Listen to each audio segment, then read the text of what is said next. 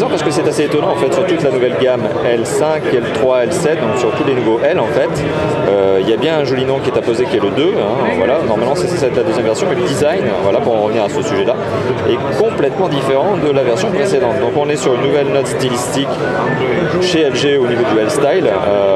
J'aimais bien l'ancien L-Style qui était beaucoup plus en angle, beaucoup plus carré. Là on est dans les arrondis, on est vraiment dans un téléphone qui devient beaucoup plus arrondi qu'avant. C'est un style qui n'était pas commun chez LG justement jusqu'à maintenant et que l'on retrouve donc sur la nouvelle gamme des L. Alors c'est le fameux LG Optimus L7 2 Dual, donc un nom qui n'est pas petit, hein, vous voyez, un nom à rallonge. Un nom à rallonge, donc tout simplement donc, dire que Dual, double SIM, ça c'est ce que je vous évoquais tout à l'heure. Donc il est bien double SIM. En termes de connectivité, il est relativement complet puisqu'il a du Wi-Fi, du Bluetooth, du GPS et il est aussi usage modem. À côté de ça, c'est un processeur 1 GHz que l'on trouve dans ce téléphone. Voilà, un processeur 1 GHz. J'ai pas la notion de mémoire vive ni de mémoire de stockage pour le moment, mais je les mettrai en annotation sur cette vidéo, mais aussi dans l'article qui sera publié sur notre blog.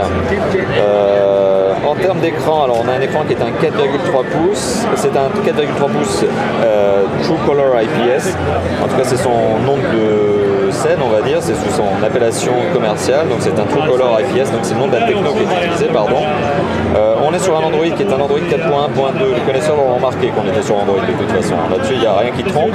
On est sur un Android très légèrement surcouché en termes de graphique et de fonctionnalité. Alors c'est très léger en termes de graphisme, ça on le voit déjà.